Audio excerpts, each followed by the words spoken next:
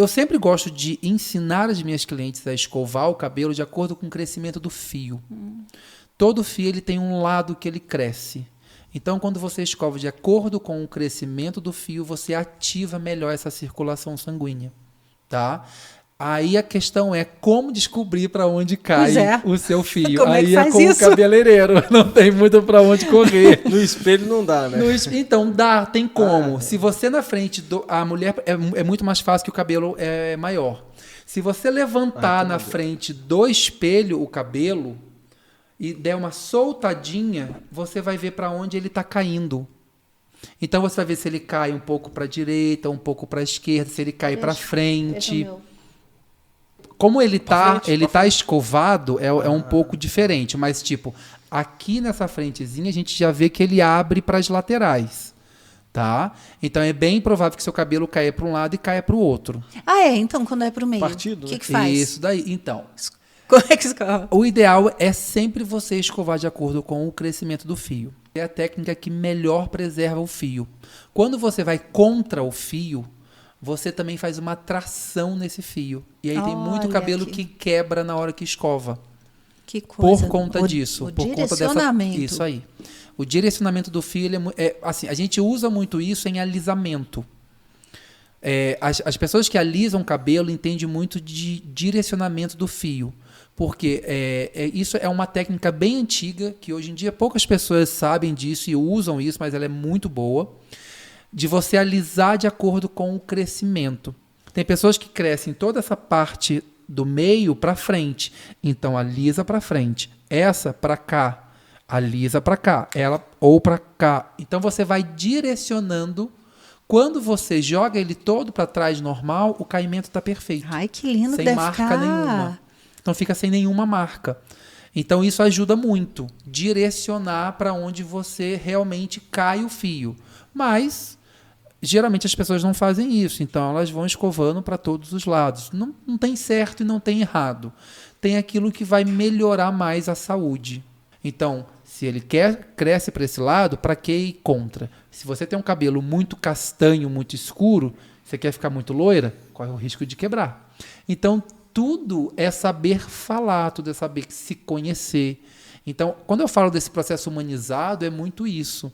É você conhecer os seus detalhes, que é o que a mulher e o homem do século XXI está fugindo muito disso. As pessoas não estão parando para se olhar no espelho. E aí quer que a gente conheça eles. Então, o meu processo, antes de fazer qualquer coisa, é eu botar a pessoa na cara do gol. Eu faço ela se ver. É muito louco, porque elas ficam assim, Rafa, você está realmente me fazendo que eu me veja? Eu falei, sim, porque quem vai se olhar é você. Se você não se conhecer, não tem como fazer nada.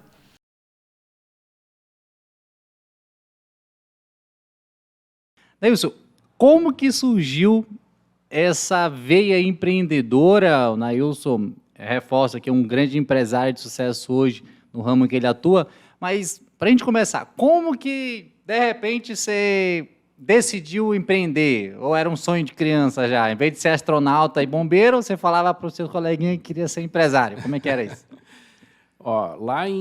Quando eu tinha 15 anos de idade, no dia do meu aniversário, eu tive a oportunidade do meu primeiro emprego. E nessa oportunidade, um vizinho me chamou para fazer parte de um time lá. E eu comecei a trabalhar muito cedo em busca de independência financeira, aquela questão toda de começar a fazer as minhas próprias aquisições e por aí vai. E aí teve um tempo que eu comecei a estudar, eu entrei no setor da construção civil, sendo balconista de uma empresa de produtos químicos para construção civil. Quantos anos isso? Com 15 anos de idade. 15. Olha aí, ó. Balconista da empresa, e aí lá eu fazia tudo. Eu atendia o cliente, eu vendia tinta, eu descarregava caminhão de tinta, eu fazia tudo que um menino de 15 anos tem que fazer para conquistar o coração do chefe, da direção da empresa e tal. Me mostrava bastante entregue. Já me chamou uma atenção que ele falou, fazia tudo que um menino de 15 anos. Hoje em dia, menino de 15 anos não faz muita coisa. Hoje em dia é Free Fire, você sabe, né? É joguinho de celular, né? Que o menino de 15 anos que quer, né, chegar em algum lugar. Tá certo. Ótimo. Mas aí, como que foi essa história? Eu passei por essa empresa, depois eu terminei um curso de técnico em edificações no Colégio Estadual do Paraná, aí eu fui trabalhar com um amigo meu vendendo impermeabilizante. E foi uma tragédia, porque, na verdade, eu era muito novo, a empresa estava desacreditada no mercado, então, aonde eu batia, era duas decepções. Uma de uma empresa que estava falindo, já tinha arrebentado com o mercado, e outra de um menino que não tinha tanta credibilidade assim para falar do produto, né? E aí, depois dessa ocasião, esse meu amigo que me indicou para lá, ele ficou muito sentido comigo. Ele falou, cara, eu te levei para um lugar que, né, você não está avançando e tal, e era um lance só de ajuda de custo e tal. E eu ali naquela pegada, e ele me chamou, falou, vim para uma outra empresa aqui, venha trabalhar com a gente. E ele entrou nessa empresa para ser um gestor de obras, e naquela época ele já tinha um carro pela empresa e tinha um celular, aquele P3, acho que é P300, P9000, não lembro o nome. Era um Motorola. Aquele tijolão grandão? Tijolão grandão. E aí ele tinha um carro e aquele celular. Eu falei, cara, é tudo que eu quero, né? No começo da carreira e tudo, vamos nessa. Quando eu cheguei na entrevista, a oferta não era para ser nessa linha, era para trabalhar interno com projeto estrutural.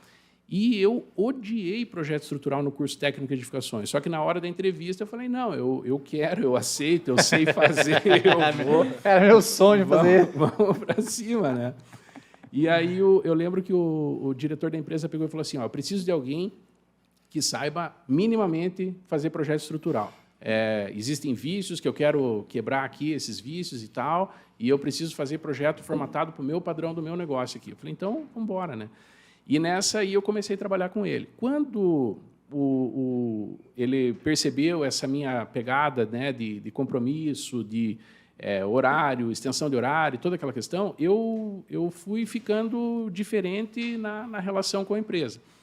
E aí veio aquele momento da lei da terceirização. Começava a falar em terceirização de tudo. Era terceirização da cadeia de produção civil, o mestre ia ser terceirizado, o empreiteiro ia ser terceirizado. Eu estava entrando na faculdade nessa época que tudo era terceirização. Nessa época, quando começaram a falar de terceirização do canteiro, um dia o irmão dele entrou na sala assim, e falou, isso aqui tudo, daqui a algum tempo não vai existir. As empresas não vão ter funcionários, elas vão ter pessoas terceirizadas trabalhando, entregando por demanda e fazendo acordos, né, direto assim. Eu falei, isso fala comigo, né? E era bem no momento que eu estava começando a faculdade e eu tinha que estudar de manhã e eu consegui o aval da empresa para trabalhar desde depois do almoço até 10h30 da noite, que era o horário que eu ficaria na faculdade. E aí isso estava causando um desconforto em outros colaboradores, até, né, comigo ali nessa questão de ter que privilegiar e tal, essas coisas. E aí eu peguei e falei assim, aquele negócio da terceirização que vocês estão falando, eu vou nessa. Eu cheguei com a proposta, assim, eu cheguei para ele e falei, eu aluguei uma sala atrás do terminal do portão, com a minha rescisão aqui, eu compro 3 ou 4 computadores, eu chamo aquelas pessoas ali que já estão sobre a minha gestão aqui para me ajudar, e eu começo a fazer esses projetos aí de forma terceirizada. E aí foi o primeiro passo do empreendedorismo, né? Então, isso aí foi em 98 que aconteceu. E você tinha quantos anos? De lá para cá, tinha 20 anos. 20 anos de idade. 98. Nossa. E de lá para cá, né, eu nunca mais voltei a ser alguém seletista, né? Eu trabalhei de uma forma sempre vinculada às empresas. Né? A gente sempre brinca aqui. E aí eu sempre dependi do que a empresa ia entregar, do que a empresa ia fazer, da quantidade de clientes que ela tinha, né, das jornadas de trabalho diferente do convencional, e foi esse aí o começo. Tá, então eu já percebi muitos ensinamentos aqui, Juba. Olha só, primeiro, né, comece cedo.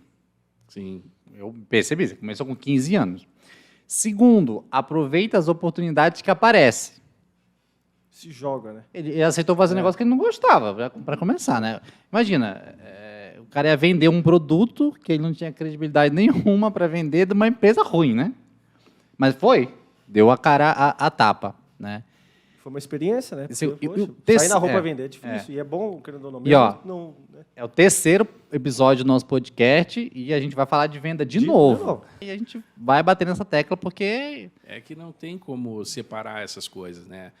Eu acho que, assim, as pessoas, independente da atividade, da função delas, elas precisam se vender a todo momento, né? Não importa se ela trabalha no departamento comercial de uma empresa, mas ela vende uma ideia, ela vende um plano, ela vende uma imagem, ela vende alguma coisa que, né, a outra parte precisa aceitar e concordar.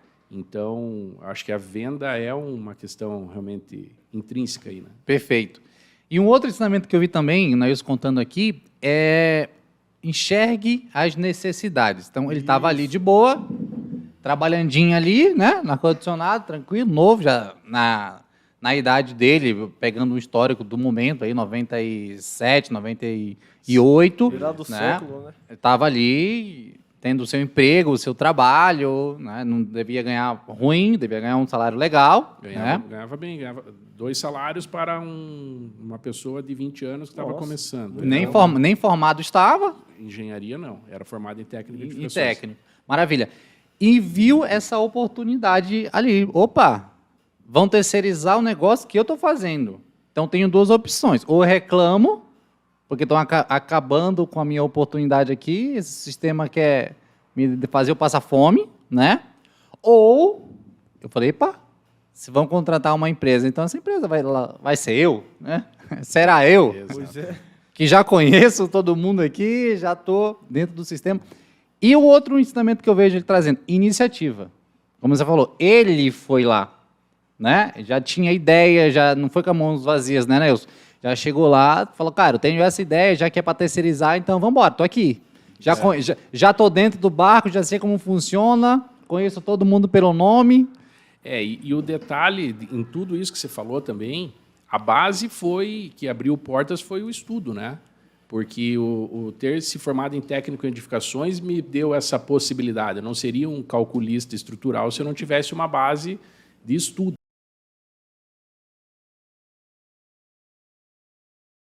Então tem que ter um quadro mais completo. E tem que cuidar de não fazer diagnóstico. Agora, é interessante, né? Segunda-feira vimos uma mãe que ela queria que o filho fosse autista, sabe? Porque ela queria ganhar uma pensão do Estado. Uhum. Então, você vê como a coisa ficou muito complexa. Agora, se a criança já tinha sintomas de autismo, esse isolamento ainda exacerbou esses sintomas. E para sabe? descobrir, para fazer o diagnóstico, no caso de uma criança que ainda teve essa questão da pandemia, então ela mascarou de alguma forma porque já teve o atraso. Como fazer esse diagnóstico ser assertivo? Primeiro se vê, depois, por exemplo, que a criança ela tem que ter dificuldades sensoriais, por exemplo, sons e tal. A criança tem que ter dificuldade de se comunicar com o outro, Expressar né? De os expressar, sentimentos. por exemplo, a linguagem, não só a ecolalia, mas não tem diálogo, dependendo da idade, não tem, ela não aponta, ela não olha, entende? Ela se isola, não procura outras crianças, tem vários fatores para você pensar. Mas o que eu vejo é que quando é comportamental, retornou à escola presencial, às vezes um pouco de estimulação com a fonoaudióloga, com a terapia, né? Ou às vezes uma profissional que vai em casa e faça um atendimento terapêutico de estimular, né, a criança. A criança dá o Poxa, clique. curou do quadro. Não, é porque era o fator ambiental, era o fator principal. Então, eu vejo isso. Não é o quadro completo e melhora mudando o comportamento. Então, é estudo de comportamento, então precisa ser feita uma análise muito criteriosa, né? Correto? Qual a idade, ou se tem uma melhor idade para a gente poder fazer esse diagnóstico? Como que é?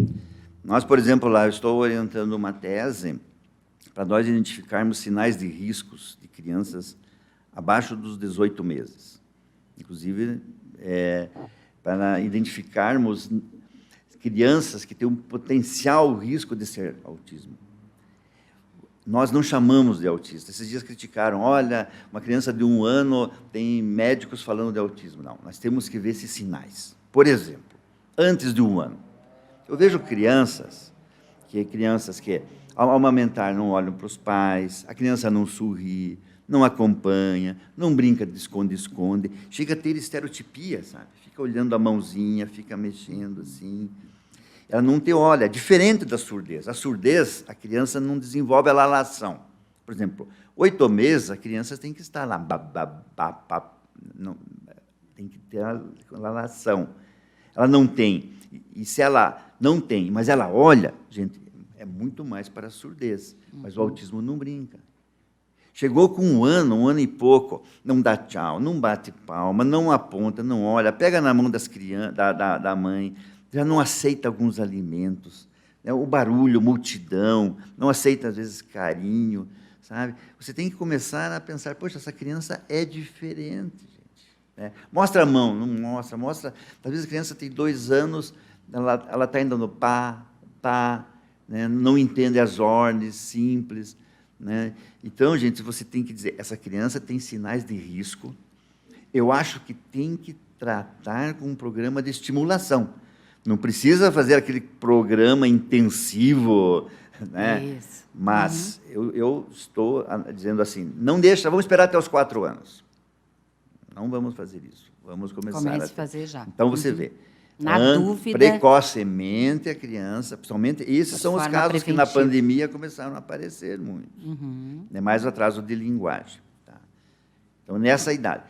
Depois dos 2 anos, né, aí, às vezes, fica mais fácil de ver. Né? Por exemplo, a criança ela continua se isolando, ela tem as estereotipias, ela não entende as brincadeiras, né? Ela tem a ecolalia, né? Ela se apega a alguns objetos, né? Não brinca com o brinquedo, gente. Isso tem antes dos 2 anos, ela fica mexendo os brinquedos, mexe a rodinha, vê uma boneca, a criança foge da boneca, aquele olhar da boneca, né? E também tem que começar a ver, aos 2 anos, a criança ela não sai da garatuja, sabe? Ela fica na garatuja. Né? Então, na escola, ela se isola, ela não quer ficar com as crianças, né? Ela não é uma criança alegre, que ela não entende, ela não tem uma empatia, sabe? Ela não entende o que o outro pensa, sabe? Essas são as dificuldades da criança na vida diária, né? Na vida diária. E é possível, a alimentação, ela só quer comer miojo, não aceita frutas e verduras. Uma forma intensa. Né? Entendi.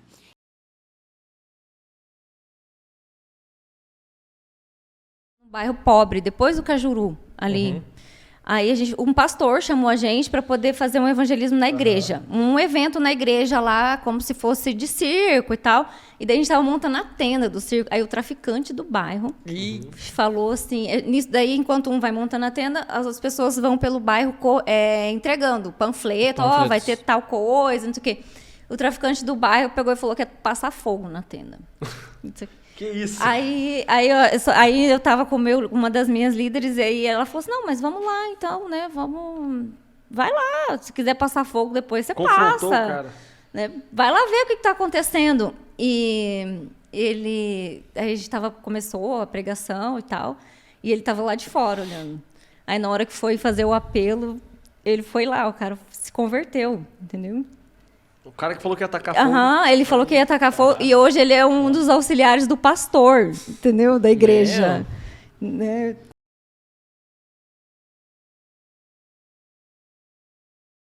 Isso foi legal, porque eu aprendi muito lá, Diego, e eu acho que tem colocado muito em prática. A gente descobriu que dinheiro se faz, se multiplica. Essa história assim, ó, de ganhar dinheiro, eu sou, assim, lógico que eu tenho muita visão.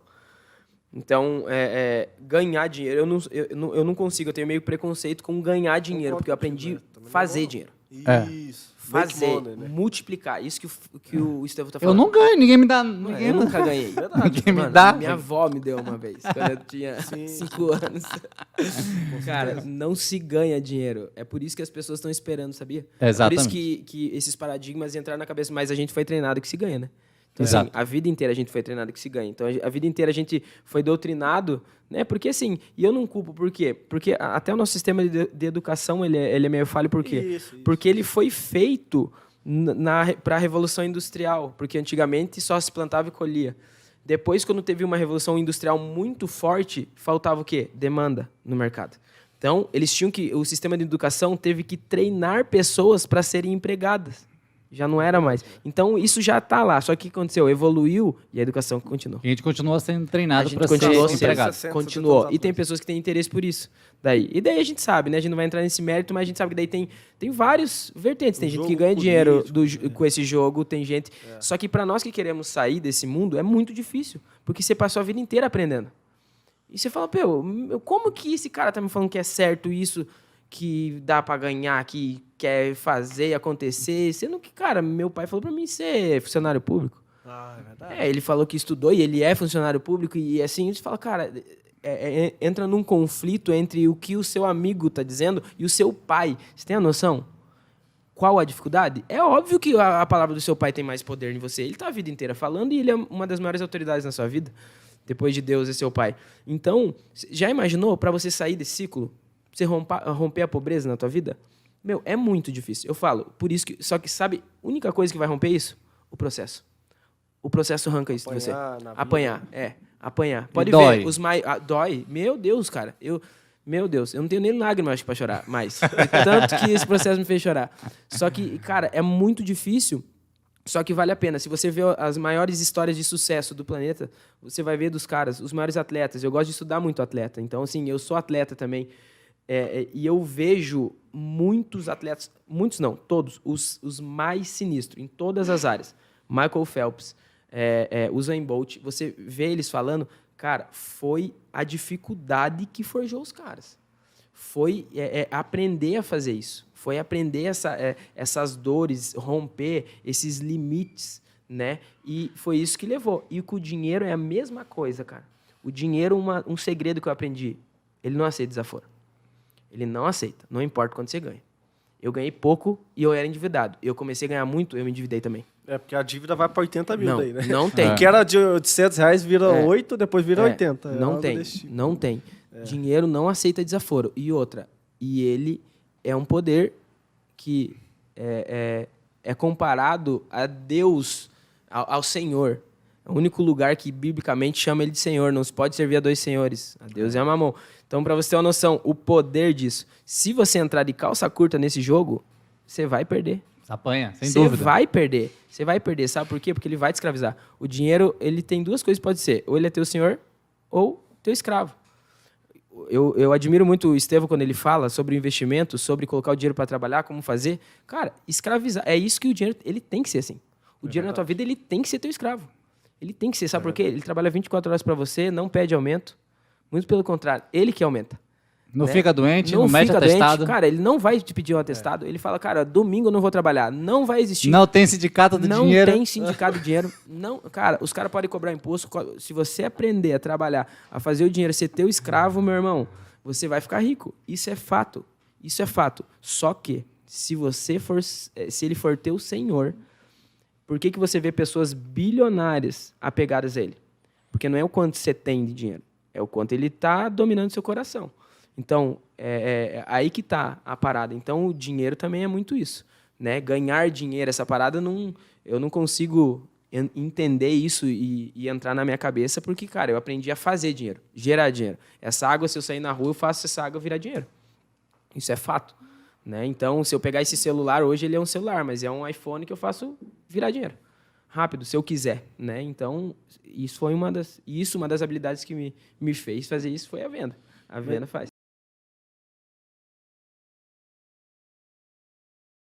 Um acontecido recente até, quando o Lucas transplantou no ano passado, em agosto de 2020, no meio da pandemia. Nossa. Sabe? Mano do céu. E imagina, 7 anos, cara, vivendo já uma tranquilidade, e aí a função dele do nada começa a baixar e ele tem que entrar numa fila de transplante com urgência, e no meio desse processo vem a pandemia e cancela os transplantes, sabe? Eu falo, não é agora que vai reclamar, meu irmão. Não reclamei lá atrás, não vamos reclamar. Deus está no comando, né? Deus está cuidando das coisas. Vem medo, vem aflição, com certeza vem medo. A gente é ser humano, cara. Sabe? Nossa, sim, você ficar indo para o hospital, ficar internado 10, 12 dias mês atrás de mês, cara, é tenso, é cansativo, Trabalho sabe? psicológico, né? É nosso psicológico, emocional. Cara, é difícil. É tenso, Nossa. cara, é tenso. Se não for Jesus, não tem o que falar. Não tem jeito, cara. E no meio disso tudo, sabe, vai lá, sai o transplante. E essa vontade de querer, sabe, mostrar para as pessoas o poder de Deus, como ele transforma, e agradecer e glorificar a Deus, a gente foi filmando tudo e mostrando para nossos familiares, porque não tem outro jeito, é só assim. Então, a 3.000 quilômetros de distância, sabe? Então, a gente dá as notícias muitas vezes para a própria rede social. E a gente fez um vídeo. E esse vídeo, cara, viralizou, bateu 1 milhão de views. Olha aí. É bem legal. Então, cara, assim, o que a gente recebeu de mensagem sobrenatural, sabe? De fortalecimento da fé, sabe? De realmente a pessoa ter um encontro com Deus vendo aquele vídeo. Eu vi vários comentários dizendo assim, nossa, nos 10 segundos eu já estava chorando. E eu fiquei impressionado como o agir de Deus era tão forte que centenas de pessoas, vendo os poucos segundos do começo do vídeo, começavam a chorar e começavam a ser visitadas pelo Espírito Santo. Porque no vídeo a gente mostra, né, o momento exato em que eu recebo a notícia. Era dia dos pais, o momento exato, porque eu estava me arrumando e a minha esposa, ela recebeu a notícia da médica, porque assim, quando você está na fila, você pode receber a notícia a qualquer momento. Eu recebi muitas mensagens, porque foi no exato momento onde o Lucas, ele ficou sabendo que ligaram para ele e falou, vem pro hospital que tem um rim. E é muito louco, sabe? A vida de quem tá a vida de quem tá na fila é loucura, assim, sabe? É como se você houvesse ganhado, te ligasse, você ganhou R$1 milhão. Cara, eu tão acho importante que é, né? Eu acho que se eu ganhasse 1 milhão, não ia não ficar ia tão... ficar tão empolgado com isso. É algo surreal. São CBN, Goiânia, entrevistou a gente, saiu em alguns canais de reportagem. Aí aqui, essa é a doutora Mariana. Nossa, é um verdadeiro anjo da nossa vida. Ela se emociona, cara.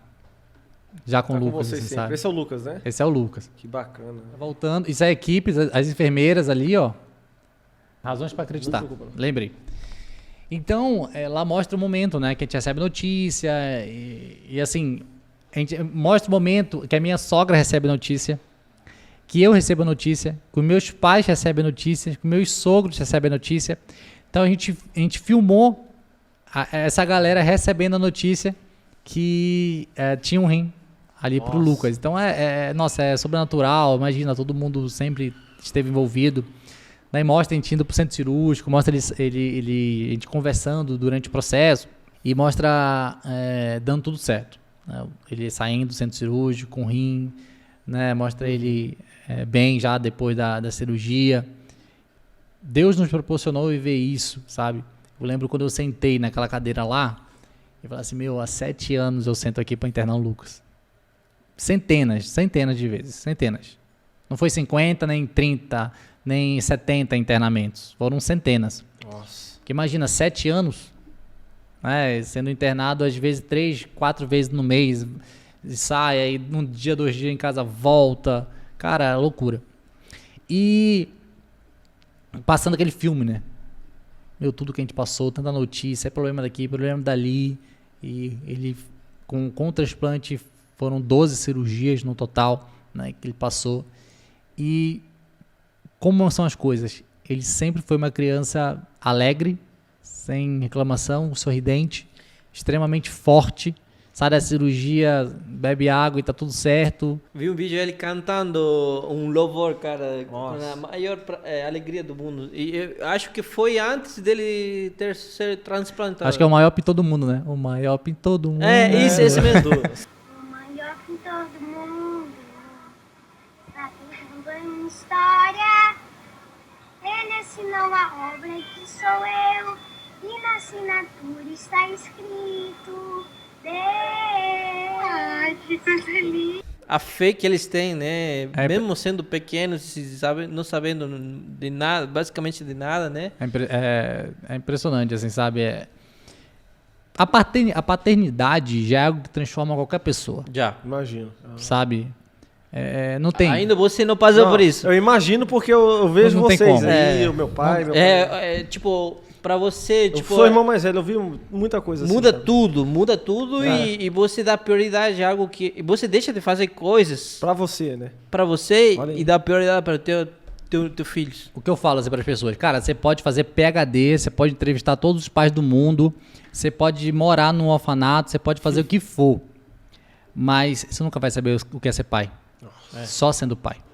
Essa É sensação, só sendo cara, pai que é você só sabe. sendo É pai. única, né? Sabe? E não necessariamente precisa ser... sai de você, entende? É de você realmente... pode ser Tá pai, lá na pode ser pai de na coração. criação, da criação.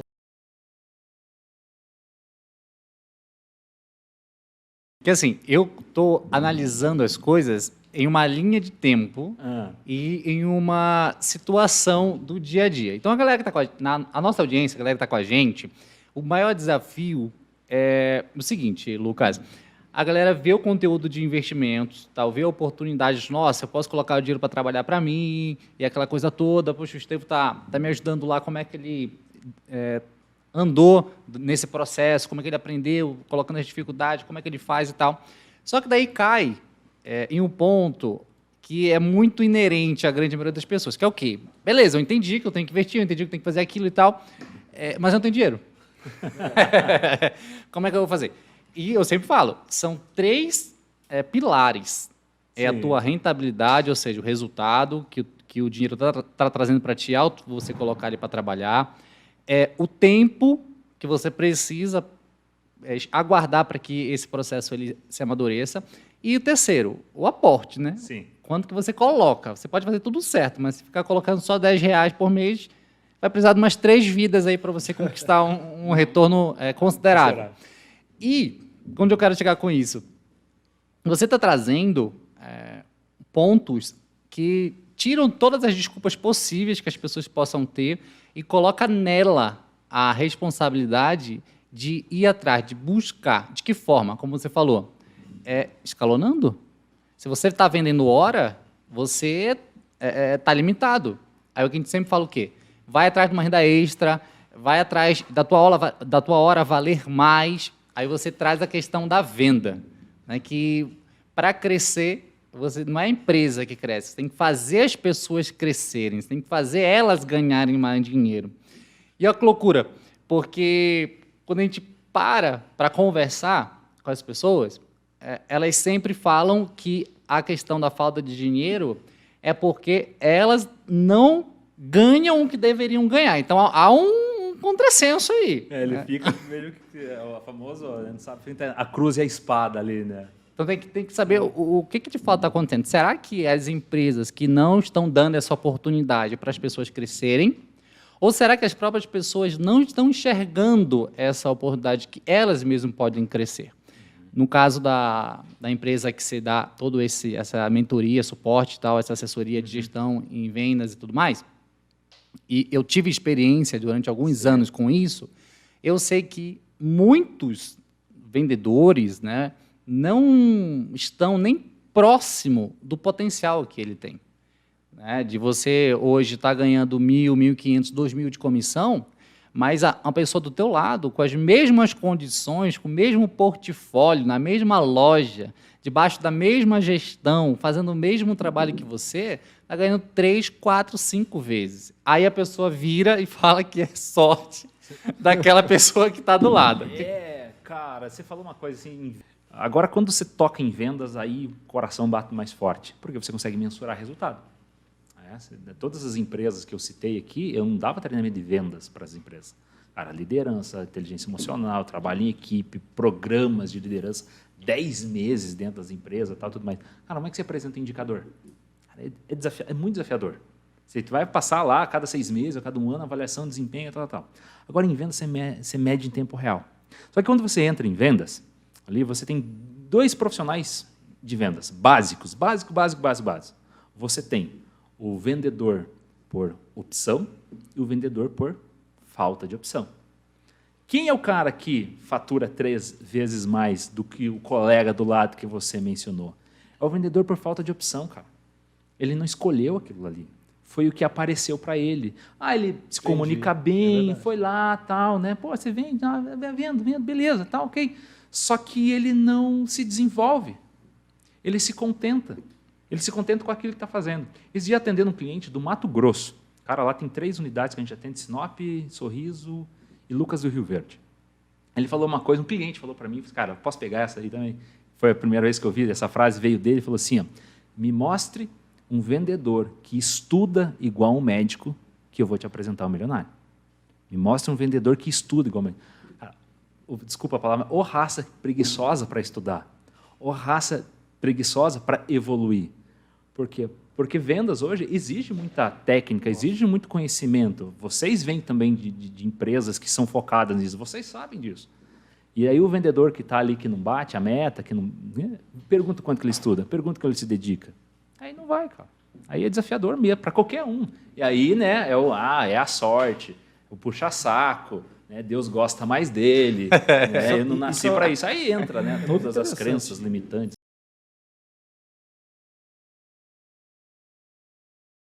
Quando eu comecei nesse ministério, eu comecei no cadeião lá em Ponta Grossa, né? Então, a primeira vez que eu entrei dentro de uma cadeia foi para começar a fazer esse ministério com um colega que já trabalhava com isso há algum tempo, né? Foi ele quem me ensinou. E aí eu comecei esse ministério com ele. Eu lembro até hoje, foi uma quarta-feira, 11 horas da manhã a gente entrou. E eu nunca tinha entrado, né, num lugar desse, né? Foi muito impactante para mim, assim, chegar... Outra realidade, né? Outra realidade. E na minha cabeça, quando a gente chegou para começar o trabalho lá, eu achei que a gente chegar tipo no corredor ou chegar perto da grade, né, e fazer dali. Não, mas a gente entrava dentro da cela mesmo com os caras. O carcereiro abria a cela, a gente entrava, ele trancava a gente lá dentro com os caras e voltava a fazer o trabalho dele. Que massa, e a gente ficava lá dentro. Mas é por causa que é para eles não fugir, né? Eles trancavam vocês dentro para trancava a gente junto com os presos lá dentro, entendeu? Aí a gente ficava lá. Mas você não tinha medo dos caras pegar uma faca lá? Eu tinha. Na verdade, assim, Esses caras têm faca, sabia? Tem, eles têm. Cara, tem muita coisa lá dentro, assim, né? Enfim. Se acontecesse uma rebelião, vocês iam ser o primeiro que iam ser usados, né? Cara, eu vou te falar uma coisa. Teve uma vez... dando um salto, pode falar, né? Teve uma vez que a gente entrou um sábado à tarde lá para fazer o trabalho, que daí da quarta-feira mudou para o sábado, né? Isso no cadeião ainda. Teve um sábado que a gente chegou lá e aí teve um preso que chamou a gente num canto assim, porque lá todo mundo que entra pregar é pastor, né? Então chamou eu num canto e falou assim, pastor, vou te falar uma coisa, era para ter uma rebelião hoje aqui. Olha aí. Veio ordem lá de cima, que é lá do PCC, né? Sim. Falou assim, tinha uma ordem para fazer uma rebelião aqui hoje. A gente não vai fazer por causa de vocês.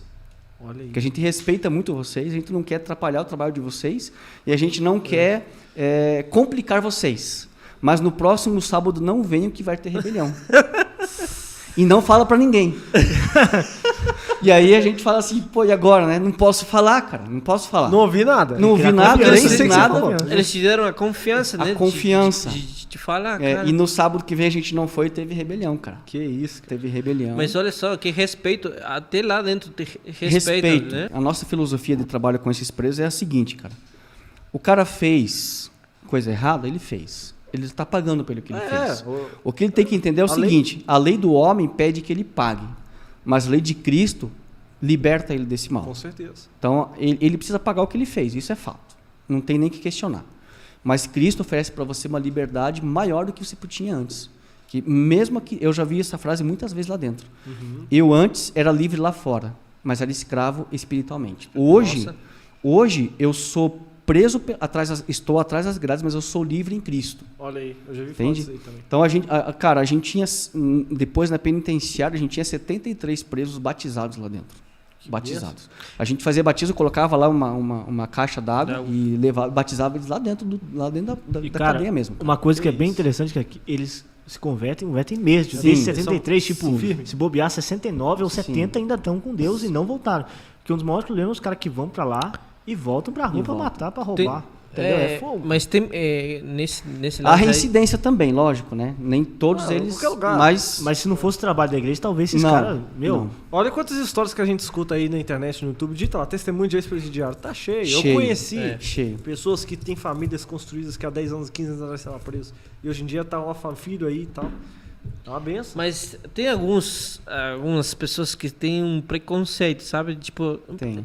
até mesmo não tem credibilidade daquelas pessoas que se convertem na prisão, sabia? Assim, você sabe que eu É difícil de acreditar, entende? Porque talvez essas pessoas falam assim, mas aquele cara tá fazendo por algum motivo. Tipo, ou que, né, se livra dos caras lá dentro mesmo, né? Ou tá querendo sair da prisão falando que tá convertido. Você sabe que antes de eu começar a fazer esse ministério, eu tinha comigo a seguinte frase: bandido tem que apodrecer na cadeia. Eu tinha essa frase comigo. Quando eu comecei a fazer esse trabalho, essa frase sumiu da minha mente, assim. Eu mudei por completo, entende? Porque eu passei a entender que aqueles caras, aquelas pessoas que estão lá, elas também são filhas de Deus. Sim. E até teve um dia que um preso falou uma frase que eu nunca me esqueci. Ele disse o seguinte: pastor, ele falou assim, o que nós fizemos e o que vocês fazem lá fora, perante Deus é a mesma coisa, é pecado igual. A diferença é que a gente está pagando pelo que a gente fez e vocês não pagam. Todo pecado é ofensa a Deus. Por perante a Deus, uma pessoa. Não, mas perante você humilha a Deus, pessoa no trabalho, você não é preso. Mas é o mesmo pecado. Perante a Deus tem o mesmo peso, isso que Isso. Tanto que Davi, quando ele cometeu o pecado com Batseba, o do adultério... O adultério é um pecado gigantesco, comissão do próximo. Não, e Davi, cara, ele adulterou com a mulher do cara, depois ele mandou matar o marido da mulher. Então, aí você tem 2 pecados, adultério e formação de quadrilha. Aí depois, ainda por cima, ele encobre o pecado, pega a mulher, como se nada tivesse acontecido, traz para casa dele e fica tudo certo. Como aí nada aconteceu. O profeta Natan, o que vai lá e fala, cara, você tem pecado. Quando Davi reconhece o pecado dele, lá no Salmo 51, ele fala o seguinte, olha, contra ti pequei, somente contra ti. Então Davi entendeu aquele princípio, que todo pecado é ofensivo a Deus. Todo pecado é um ato de rebelião contra Deus. Então não importa se você mentiu, se você roubou 10 centavos ou se você roubou R$1 milhão. É pecado. É pecado diante de Deus igual. A diferença são as consequências. É verdade. As consequências são diferentes. Logicamente, se eu vim aqui hoje com vocês, eu levo um celular embora, cara, beleza, você reclama para mim, amanhã eu trago para você. Sim. Tudo certo. Agora, se eu pegar e roubar o aparelho que vocês têm aqui, entende? Aí a consequência é muito maior. E se eu for preso... Até a morte, né? Até a morte. Então, a consequência é muito diferente. Exatamente. As consequências são diferentes, mas o pecado é o mesmo. Então, isso foi o que o cara me disse aquele dia lá. Olha, o que vocês fazem, o que nós fazemos, perante Deus é a mesma coisa. Só que nós estamos pagando porque nós fizemos. E vocês vão pagar ou não estão pagando. Eu quis dizer isso, né? Então, tipo, vocês podem fazer o que vocês quiserem. Era um cara meio rebelde, assim, né? Vocês podem fazer o que vocês quiserem, que vocês não vão pagar como eu estou pagando. Isso que ele quis dizer, entendeu? Eu entendo que é uma crítica que ele fez. É uma crítica, mas é uma crítica verdadeira. Mas uma tem crítica muita verdade que nisso. você basicamente te mudou o pensamento totalmente. Total. Cara, é forte. Até eu ouvindo isso daí, cara, é muito forte. Muito forte. Cara, e quando você volta, assim, tipo, Cara, então, nesse primeiro dia que eu fui lá, quando eu saí de lá, e assim, quando a gente entrou, então eu já fiquei com medo, porque aí o pessoal fazia uma roda no solário, eles chamam de solário, que é o banho de sol lá fora, mas ainda assim é preso, né? É fechado. E aí a gente ficava no meio e eles faziam uma roda em volta da gente para a gente fazer estudo bíblico com eles, né? Aí a gente entregava uma Bíblia para cada um deles, uma lição e um lápis para eles poderem escrever, né? Aí eu pensei comigo assim, cara, se esses caras pegam esse lápis e pulam em cima da gente, mano, cara, não sobra nada. Os caras estavam em 42 e nós em 2 lá dentro, no meio deles. A gente fica vendo muito filme, né, cara? Fica muito filme, você fica pensando muita coisa, né? Aí eu falei pro meu amigo, né, meu colega que estava junto comigo, que foi o que me levou a primeira vez. Eu falei, cara, e se esses caras pegam esses lápis e pulam em cima da gente, mano, o que acontece? Vamos usar colete a próxima vez. Aí ele falou assim pra mim, cara, fique tranquilo. Vai na jugular, já era colete. Já era. Aí ele falou assim, cara, 2 coisas. Primeira, os caras respeitam muito a gente aqui dentro. Muito. Segundo, se os caras quiserem matar a gente, não vai ser com lápis. Aí eu não sabia se eu ficava feliz ou se ficava pior ainda, né? Mas beleza, aquela foi a primeira vez que eu entrei, entendeu? Eu saí de lá, cara, você sai assim aliviado. Quando você entra, faz o trabalho e você sai, o teu senso de liberdade muda por completo. O teu senso fala assim, cara, o meu jeito de ir e vir está garantido. Eu tenho a liberdade de ir para onde quiser, vir para onde quiser. chegar a hora que eu quiser na minha casa, comprar o que eu quiser, comer o que eu quiser, Dormir a hora que quiser. dormir a hora que eu quiser, lá não tem isso. Não tem. Então o teu senso de liberdade muda, logicamente, porque esses caras estão pagando, como eu já falei. Então é consequência do que eles fizeram. Sim. Mas o teu senso de liberdade ele muda por completo. O teu cristianismo, cara, ele muda. Então eu fiz esse trabalho por algum tempo, né? Por 4 ou 5 anos no cadeião. Depois a gente fez na penitenciária e depois de um tempo a gente fez também com menores infratores. Né? Nossa, então, isso é difícil também. Né? Difícil. E já aconteceu você ver algum deles convertido e na rua depois? Tipo, já aconteceu. Cumprimentar eles e tal, de boa? Já aconteceu. Uma vez aconteceu de eu encontrar um na rua, de ele vir pro meu lado, sim, me abraçar e tal, falar assim, pastor Wilson e tal, não sei o quê. São muitas pessoas, muitas né? pessoas, isso muitas que pessoas. Você acaba vendo muita e isso gente. Acontece não só com eles, mas com pessoas das igrejas que a gente passa também, Exatamente. né? Aí ele falou assim, você não lembra de mim, pastor, e tal? Daí eu falei assim, amigo, desculpe, mas eu não estou lembrando de você. Me ajuda a lembrar de você, né? Não, você fazia o trabalho na cadeia com a gente, assim, eu sou o fulano de tal, não sei o que e tal. Pô, rapaz, daí eu lembrei dele, né? Que bom, cara, como é que você tá? Eu tô bem, tô trabalhando, aqui, eu tô com a minha esposa, tô com meu filho, tô bem, tô feliz, tô seguindo na igreja, tô seguindo a igreja que eu aprendi lá dentro, fui batizado lá dentro da penitenciária, eu sigo a igreja ainda hoje. Então, assim, acontece em casa, só que a rotatividade lá é muito grande. Então, é muito difícil você... acontecido de eu chegar lá e perguntar onde está fulano? Ele já foi para a rua. E tinham muitos que ir para a rua era ir para outra cidade. Transferidos, ou saía em liberdade e ia para a cidade dele, São Paulo, Rio de Janeiro, qualquer outro lugar. Então você não encontrava esse cara nunca mais, entendeu? Mas eu sei que tiveram muitos, né? Houveram muitos e eu tenho esperança de encontrar muitos deles no céu, né? Na volta de Jesus, encontrá-los aí. Você tem outros momentos de evangelismo assim que você tem? Às vezes a galera que tá ouvindo aqui, eu não sei o que eu quero fazer. Cara, dá pra fazer isso. Tinha a pergunta, jovens normais, comuns, tipo, que não sejam evangelistas ou, igual a gente, né? ou pastores, pode entrar lá na penitenciária? Penitenciária. Pode. No meu caso... Acompanhado, né, com o pastor. Acompanhado, né? No meu caso, por exemplo, eu tenho uma carteirinha, né? Eu não tenho tem aqui que ter agora. carteirinha? Você tem uma carteirinha que ela é... Capelão? Não é de capelão. A carteirinha que eu tenho é uma carteirinha que é cedida pelo governo do estado, que permite que eu entre em qualquer penitenciária, desde que isso seja planejado, né? Então, eu não posso chegar amanhã lá já e querer entrar lá. Então, eu preciso fazer um contato com o diretor da penitenciária, conversar com ele, explicar o que a gente vai fazer, ter um horário, ter um planejamento, né? Então, eu tenho eles dão um número para você, como se fosse um RG teu desse sistema, que daí você, em qualquer lugar do estado do Paraná que eu chegue, eu dou o meu número que eu tenho e eles vão localizar, saber quem eu sou e eu tenho a entrada franqueada para poder fazer esse ministério. Mas qualquer pessoa pode entrar. Não precisa ter essa carteirinha necessariamente, entendeu? É bom ter, né? Porque é bom ter porque daí você está legalizado, digamos assim, né? Sim. Mas eles liberam você para entrar mesmo que você não tenha essa carteirinha.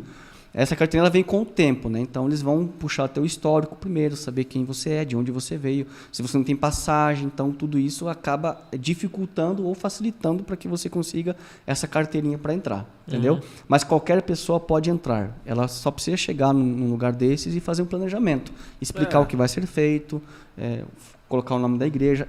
É bom que o pastor da tua igreja ele se responsabilize pelo seu ministério, ou que ele faça parte do seu ministério, né? Ele assine em nome da igreja, o nome dele, para dar credibilidade, logicamente, para que ele se responsabilize também, né?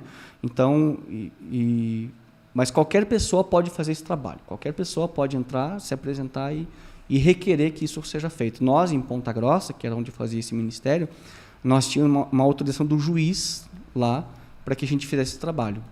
Então, na Igreja Adventista, a gente faz um trabalho chamado Semana Santa, né? Que é a semana que antecede a Páscoa ali. Sim. Então, e a gente faz uma programação todas as noites, nas igrejas, né?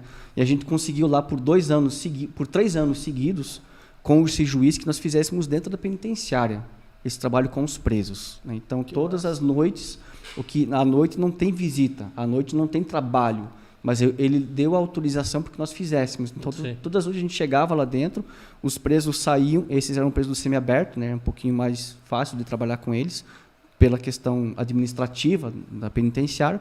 Então, eles saíam da cela e iam para a sala de aula. E lá a gente fazia, então, um trabalho com eles de pregação, testemunhos, tinha um quarteto que cantava junto com a gente. Ao final, tínhamos batismos. Então, por 3 a gente fez esse trabalho com a atuação do juiz, dessa forma que a gente fez. Então, tudo vai de você apresentar o trabalho muito bem feito, um projeto organizado. Então, não pode ser aquela coisa meio atropelado, porque né, tem que ser um negócio bem planejadinho, mas qualquer pessoa pode fazer. E eu incentivo, vale muito a pena fazer, cara, é muito bom, vai te trazer muita maturidade espiritual, vai te trazer muito conhecimento de si próprio e do teu próximo também. No final de uma dessas Semanas Santas que a gente fez, nós estávamos com 27 presos numa sala de aula, fazendo a Semana Santa, pregação. Eu lembro até hoje que naquela semana as pregações eram sobre a última semana de Jesus. Então a gente pegou nos evangelhos ali, como foi a segunda de Jesus, a terça, a quarta, a quinta, a sexta, que é onde ele morreu. Então a gente fez um programa baseado na última semana de Jesus. E na sexta-feira eu falei sobre decisões, né, de aceitar Cristo, de entregar sua vida para Cristo e mudar sua vida. Nós estávamos com 27 presos numa sala de aula, todos eles, todas as noites. A gente já tinha feito um trabalho com eles anteriormente, né? Então não foi um trabalho só de uma semana, foi um trabalho já de meses atrás, né? Então aquela semana seria o fechamento do trabalho, digamos assim, para começar um novo ciclo com outro grupo de presos. Eu fiz o convite para que aqueles presos que estivessem ouvindo ali, assistindo, quem queria ser batizado. E dos 27... Cara, 23 se colocaram em pé. E aí eu falei assim, só que essa decisão não é só para aceitar Jesus. Eu quero que vocês tenham a prática desse aceitar Jesus. Porque levantar a mão e chorar é muito fácil. Se na igreja lá, o pastor falar, eu aceito Jesus, é muito fácil você fazer esse negócio. Mudar e... Agora, eu sempre digo assim, sabe que arrependimento não é quando você chora. Arrependimento é quando você muda. Então, essa é a diferença. Então, eu falei assim, pessoal, eu gostaria que vocês tivessem uma decisão prática hoje. A decisão prática é serem batizados. Quantos vocês querem ser batizados? Desses 23 que levantaram, quantos não querem ser batizados? Ficaram olhando um para o outro assim, tal. Ninguém sentou. Falei, então amanhã de manhã vai ser o batismo, amanhã de tarde vai ser o batismo de vocês. Olha aí. E eles foram batizados no sábado, isso era uma sexta-feira à noite, no sábado à tarde eles foram batizados numa igreja adventista próxima ali. O juiz deu autorização para a gente alocar uma van, entrar na penitenciária, pegar os 23 presos, levá-los para a igreja adventista, batizá-los e devolvê-los de noite na igreja, na penitenciária de novo. Que bom, então, assim, são muitas histórias, são muitas experiências bem interessantes aí que a gente vive lá dentro.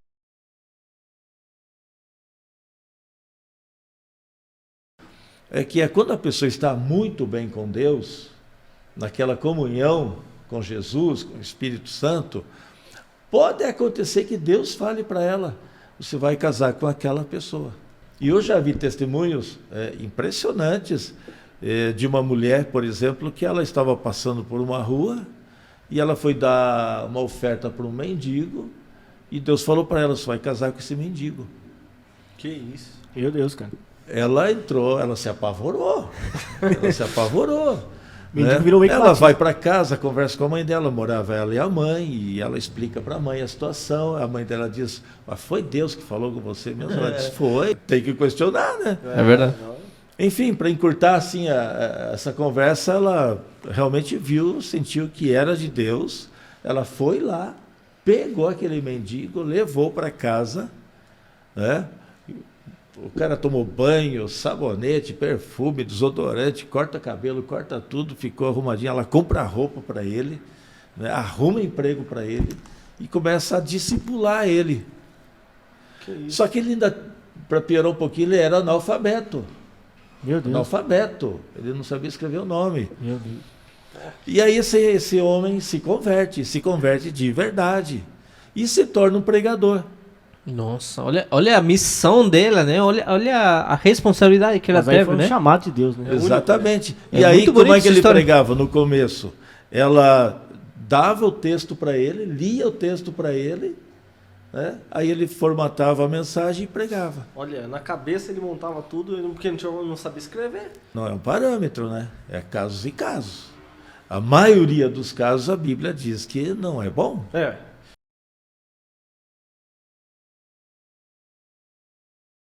Você foi na própria igreja que teve um ataque terrorista. Do lado da catedral, assim, da catedral ortodoxa, né? Tem uma igreja, devia ter uns 500 membros no dia, então lá a igreja ortodoxa separa homens e mulheres, né? Então as mulheres sentam de um lado, os homens sentam de outro.